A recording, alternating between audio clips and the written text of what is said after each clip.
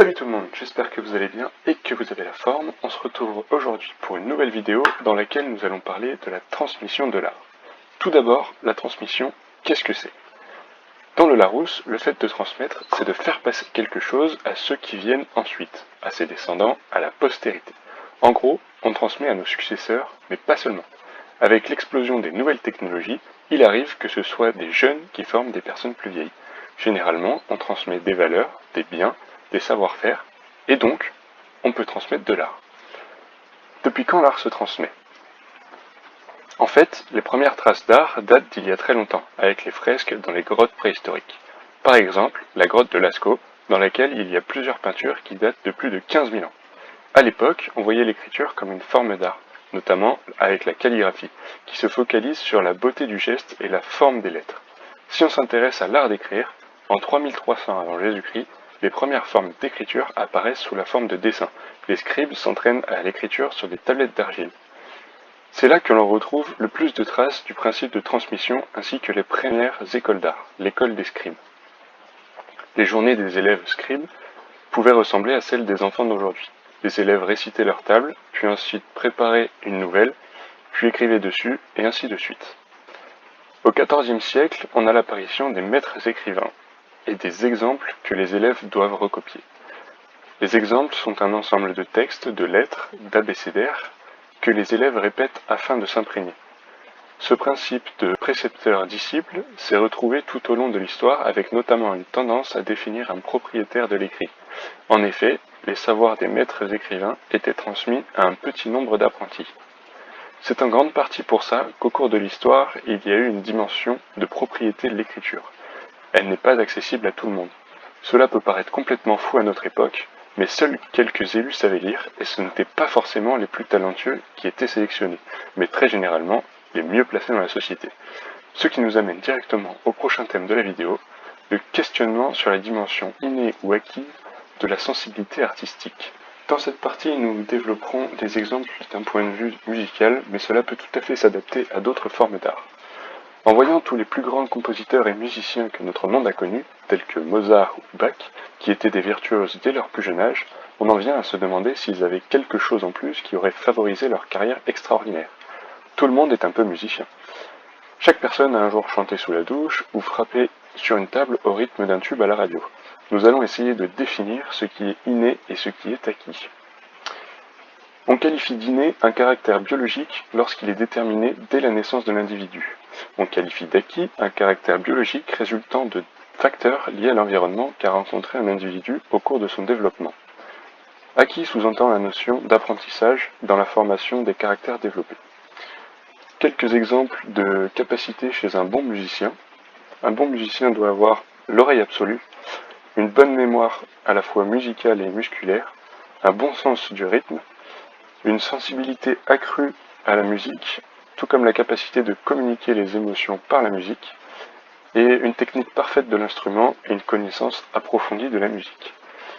Les aptitudes innées, comme être bon en sport par exemple, sont liées à un héritage biologique, tandis que les aptitudes acquises, par exemple les aptitudes intellectuelles, sont liées à l'environnement. Cependant, ces deux notions ne sont pas exclusives l'une de l'autre, elles peuvent être liées. En effet, un trait peut tout à fait avoir une composante génétique et être affecté par l'environnement. Par exemple, la pigmentation de la peau chez l'homme. Contrôlée par des facteurs biologiques et environnementaux, la peau est plus claire l'hiver que l'été avec le bronzage. L'environnement qui nous influence comprend également l'environnement qui nous a entourés avant notre naissance. Le milieu prénatal, entre biologique et environnemental, est à cheval entre l'inné et l'acquis. Les aptitudes musicales dépendent du milieu dans lequel l'enfant a grandi. Il y a par contre certaines aptitudes musicales qui, elles, sont clairement déterminées génétiquement. L'oreille absolue, par exemple, est une prédisposition génétique. Elle ne se retrouve que chez un individu sur 10 000. Bonne nouvelle, tout le monde peut être artiste. Dans le domaine de la musique, pour suivre notre exemple, afin d'être un bon musicien, il s'agit de pratiquer régulièrement son instrument. Comme les facultés d'apprentissage sont déterminées génétiquement, elles dépendent de la plasticité cérébrale, notamment, ainsi que de l'intelligence de l'individu en général. S'il y a une faiblesse ou un manque génétique chez un enfant voulant devenir un bon musicien, par exemple qui n'aurait pas l'oreille absolue, Il a été prouvé que l'entraînement, l'apprentissage et une forte volonté rattraperaient ces éventuels défauts. On en vient à se demander, comment accède-t-on à l'art? Comme on a vu au début de cette vidéo, l'art se développe depuis la nuit des temps. En effet, pendant la préhistoire, les hommes se sont exprimés en dessinant des animaux dans les grottes. Vers 3300 avant Jésus-Christ, les hommes ont inventé l'écriture. Ensuite, la sculpture est arrivée à l'Antiquité, puis la peinture à la Renaissance. Aujourd'hui, l'art est représenté sous de multiples formes. En France, le gouvernement accorde une grande importance à l'éducation artistique.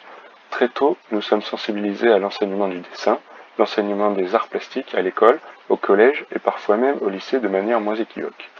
Par exemple, pour valider le brevet des collèges, chaque élève doit passer une épreuve d'histoire des arts.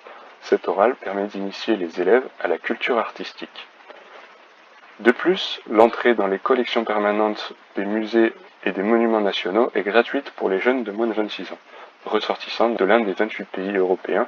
Alors n'hésitez pas à aller faire un tour le week-end. Vous pourrez par exemple aller voir la Joconde au Louvre, le musée de Picasso ou encore le centre Pompidou. Aujourd'hui, il existe de nombreuses manières d'accéder à l'art. Mais quand on parle d'art, on pense très souvent à ces visites interminables et ennuyeuses dans des musées, à regarder des peintures ou des sculptures très abstraites. Mais cette idée tend à disparaître. En effet, à l'heure du numérique, de plus en plus de musées se veulent interactifs et polyvalents. Ceux-ci utilisent les nouvelles technologies pour transmettre l'art. C'est le cas du Centre international de l'art pariétal, Montignac-Lascaux, dans le Périgord. Le musée propose aux visiteurs de s'immerger dans le monde préhistorique grâce à des tablettes interactives et la réalité virtuelle. Ouvert depuis 2015, les retours sont très positifs. Les nouvelles technologies permettent aux visiteurs d'être acteurs de leur visite et donc de les rendre plus intéressantes et moins ennuyeuses. De plus, certains musées proposent également aux plus jeunes des ateliers, des activités pédagogiques pour les éveiller d'une autre manière. Il existe des musées qui proposent des escape games pour découvrir la vie des artistes. L'art avec un grand A s'est invité aussi dans notre quotidien. Les graffitis, les tags que l'on peut observer dans la rue sont considérés comme tels. Dans de nombreux parcs, on peut aussi retrouver des expositions à ciel ouvert. Par exemple, au cœur du Brésil, dans un parc immense, Inhotim est l'un des plus grands musées à ciel ouvert de la planète. C'est un centre d'art contemporain. L'art se retrouve également dans notre poche, sur les réseaux sociaux, Facebook, Instagram, Twitter et d'autres, à travers lesquels de plus en plus de publications sont reconnues comme de l'art. C'est ici que se termine notre vidéo. Si vous l'avez appréciée, je vous invite à mettre un pouce bleu, à vous abonner à la chaîne afin de ne pas manquer les autres vidéos sur le thème de l'art que nous avons réalisées. Vous pouvez également cliquer ici pour accéder directement à la vidéo suivante, et n'oubliez pas, tout le monde peut être artiste.